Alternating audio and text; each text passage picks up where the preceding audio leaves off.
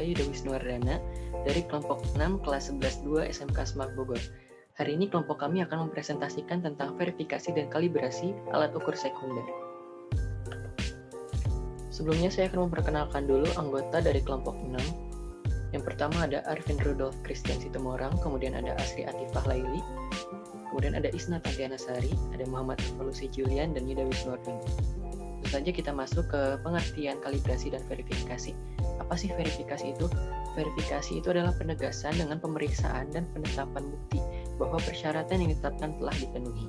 Sedangkan kalibrasi adalah menetapkan dan merekam ketidakpastian pengukuran suatu alat ukur. Nah, dengan melakukan verifikasi ini kita dapat tahu apakah alat yang kita verifikasi tersebut masih dapat bisa digunakan atau sudah tidak dapat digunakan. Apakah alat tersebut harus diperbaiki, apakah harus disetel ulang atau tidak. Nah, untuk melakukan verifikasi sendiri harus dilakukan oleh orang-orang yang telah memiliki sertifikat untuk melakukan verifikasi karena tidak bisa dilakukan oleh sembarang orang. Nama saya Arvin Rudolf Christian Situmorang dari kelas 11-2. Di sini saya akan mempresentasikan tentang tujuan dari verifikasi alat ukur sekunder. Tujuan tersebut ada 4, yaitu pertama, untuk memastikan kebenaran nilai yang ditunjukkan oleh alat ukur tersebut. Yang kedua, untuk menentukan persesuaian antara suatu peralatan laboratorium dengan spesifikasi alat tersebut. Ketiga, untuk mengetahui tahapan dalam kalibrasi dan verifikasi alat ukur sekunder. Dan yang keempat, untuk mengetahui alat bahan yang digunakan dalam analisis alat ukur sekunder. Terima kasih. Perkenalkan, nama saya Muhammad Evolusi Julian dari kelas 11-2. Di sini, saya akan menjelaskan syarat-syarat verifikasi. Syarat verifikasi yang pertama adalah adanya standar acuan yang mampu telusur ke standar nasional ataupun internasional. Kedua, metode kalibrasi harus diakui secara nasional maupun internasional. Ketiga, personil kalibrasi. Personil kalibrasi harus terlatih dan dibuktikan dengan sertifikat dari laboratorium yang terakreditasi. Keempat, ruangan harus terkondisi, seperti suhu, kelembapan, tekanan udara, aliran udara, dan kedap getaran. Kelima, alat-alat. Alat-alat yang digunakan harus berfungsi dengan baik ataupun tidak rusak. Adapun sumber-sumber yang dapat mempengaruhi hasil verifikasi, antara lain prosedur, kalibrator, tenaga pengkalibrasi, periode atau selang kalibrasi, lingkungan, dan alat yang dikalibrasi.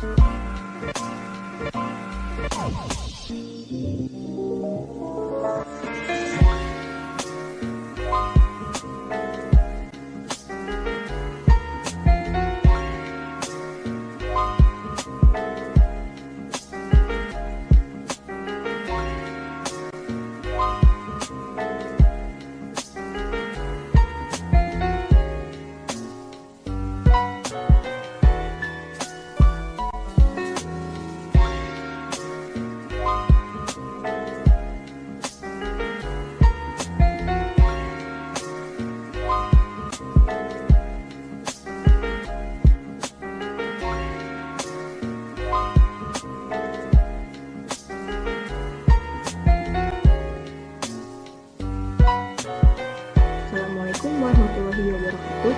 Nama saya Sri Atifah Laili dari kelas 11-2 kelompok 6 akan menjelaskan tentang perhitungan labu takar dan juga buret. Pertama-tama, perhitungan labu takar. Di sini ada skala uji, ulangan, bobot wadah kosong, bobot wadah plus air, bobot air, suhu air suling, dan suhu ruang. Ini adalah data-data yang dibutuhkan untuk mencari perhitungan labu takar. Untuk bobot air didapatkan dari bobot wadah plus air dikurangi bobot wadah kosong. Kemudian di sini ada rata-rata bobot air, koreksi tabel E1 atau E2, koreksi tabel E3, rata-rata volume air dan toleransi. Untuk rata-rata bobot air didapatkan dari jumlah bobot air dibagi banyaknya pengulangan. Jadi jumlah semua bobot air ini dikurangi dengan banyaknya pengulangan, yaitu 5 kali pengulangan. Untuk koreksi tabel E1 atau E2 didapatkan dari rumus skala uji dikali nilai tabel E1 dibagi 1000 atau per 1000. Untuk skala uji sudah tertera di sini. Dan untuk nilai tabel E1 itu didapatkan dari tabel E1 atau E2 yang sudah disediakan atau yang sudah dilampirkan. Kemudian dibagi 1000. Begitu juga dengan koreksi tabel E3, sama seperti koreksi tabel E1 atau E2, hanya saja nilainya yang berbeda.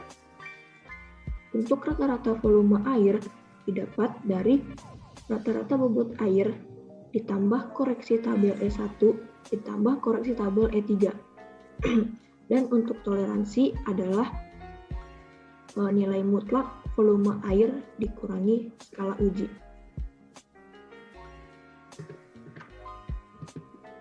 Lanjut ke perhitungan buret.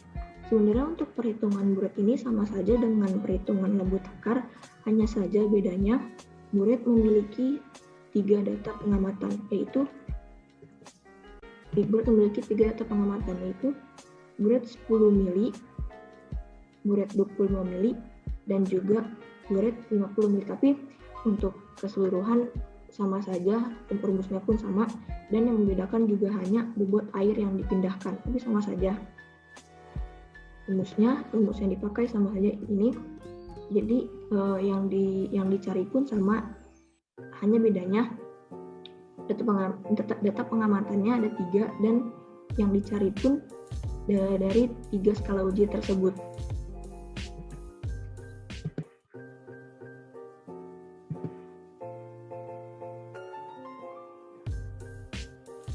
Sama saja. Ya. Sekian dari saya, mohon maaf atas kekurangannya. Wassalamualaikum warahmatullahi wabarakatuh. Assalamualaikum warahmatullahi wabarakatuh. Nama saya Isnat Tantiana Sari dari kelas 11-2, kelompok 6. Kali ini saya akan menjelaskan mengenai perhitungan pipet volumetri dan juga kesimpulan. Pada data di sini tertera suhu air sebesar 27,8 derajat Celcius dan juga tekanan udara sebesar 990 mbar. Pada tabel ini tertera skala uji, ulangan, bobot wadah kosong, bobot wadah plus air, bobot air, suhu air suling, suhu ruangan, uji skala, ulangan, dan delivery time. Data di sini yang nantinya akan menjadi data untuk melakukan perhitungan pipet volumetri. Nah, bobot air di sini didapatkan dari pengurangan bobot wadah plus air dikurangi bobot wadah kosong. Selanjutnya, pada pengulangan kedua, bobot wadah kosong ini didapatkan dari bobot wadah plus air pengulangan ke-1 dan seterusnya dilanjutkan sampai pengulangan kelima. Seperti misalnya, bobot wadah kosong ketiga didapatkan dari hasil bobot wadah plus air pengulangan kedua. Selanjutnya, di sini tertera tabel skala uji, rata-rata bobot air, koreksi tabel E1 atau E2, koreksi tabel E3, rata-rata volume air, toleransi, dan SD. Nantinya, tabel ini diisi oleh hasil dari perhitungan pipet ini.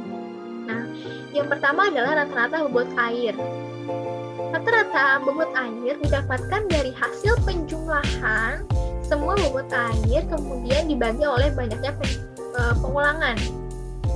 Jadi di sini bobot airnya sudah tertera semua. Kemudian dibagi oleh banyaknya pengulangan yaitu sebanyak 5 sehingga didapatkan hasil 10,0082 gram. Kemudian hasilnya dimasukkan pada tabel di sini. Selanjutnya koreksi tabel E1 atau E2 didapatkan dari hasil rumus skala uji per 1000 dikali nilai tabel E1. Skala uji di sini adalah 10 per 1000 dikali nilai tabel S1-nya ialah 4,68 yang didapatkan dari data yang sudah terlampir sehingga dapatkan hasil akhir 0,0468 dan ini dimasukkan ke dalam tabel. Selanjutnya, koreksi tabel E3 didapatkan dari rumus skala uji per 1000 dikali nilai tabel E3. Nah, skala uji di sini ialah 10 per 1000 dikali minus 0,05. Nah, nilai tabel E3 ini juga didapatkan dari data yang sudah terlampir sehingga dapatkan hasil akhir minus 0,005 dan ini dimasukkan ke dalam tabel. Untuk rata-rata volume air ini didapatkan dari rata-rata bobot air per koreksi tabel E1 atau E2 dan koreksi tabel E3. Ini semua data yang di sini sudah tadi kita hitung lalu dijumlahkan dan hasilnya adalah 10,0545. Dan ini kemudian dimasukkan di sini. Untuk toleransi didapatkan dari volume air dikurangi skala uji. Nah, volume air ini yaitu dari sini yaitu 10,0545 mili, kemudian dikurangi skala uji. Skala uji didapatkan dari tabel yang di sini. Sehingga didapatkan hasil 0,0545 mili. Dan dimasukkan ke dalam tabel di sini 0,05. Selanjutnya kita ke kesimpulan. Masuk ke kesimpulan. Jadi kesimpulan pada verifikasi ini adalah kalibrasi adalah menetapkan dan merekam ketidakpastian pengukuran suatu alat ukur dengan cara membandingkan suatu standar yang tertelusur dengan standar nasional maupun internasional dari bahan-bahan acuan yang tersertifikasi. Untuk verifikasi adalah proses penegasan dengan pemeriksaan dan penetapan bukti untuk mengkonfirmasi bahwa persyaratan yang ditetapkan telah sesuai dan dipenuhi dengan rentang dan spesifikasi khusus yang disediakan oleh manufakturnya atau pembuatnya. Selanjutnya, ke kesimpulan dari hasil perhitungan alatnya.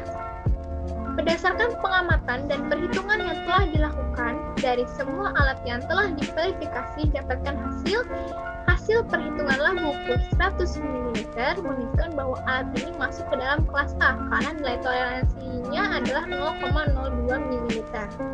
Di sini tertera toleransi kelas A ialah 0,08 dan toleransi kelas B ialah 0,15. Selanjutnya, Hasil perhitungan pet volume menunjukkan bahwa alat ini tidak termasuk ke dalam kelas manapun dikarenakan nilai toleransinya yang melebihi kapasitas, baik kelas A maupun kelas B, yaitu sebesar 0,0545. Tertera di sini toleransi kelas A ialah 0,02 dan toleransi kelas B ialah 0,04. Selanjutnya, tertera di sini hasil perhitungan buret 50 ml menunjukkan bahwa alat ini tidak masuk ke kelas manapun dikarenakan didapatkan hasil toleransinya sebesar 0,14 yang dimana nilai tersebut telah melebihi kapasitas baik di kelas A maupun kelas B. Dikarenakan toleransi kelas A ialah 0,05 dan toleransi kelas B ialah 0,1. Jadi itu tadi maksudnya ini tadi ialah perhitungan pipet volumetri dan juga kesimpulannya. Kurang lebihnya mohon maaf. Terima kasih. Wassalamualaikum warahmatullahi wabarakatuh.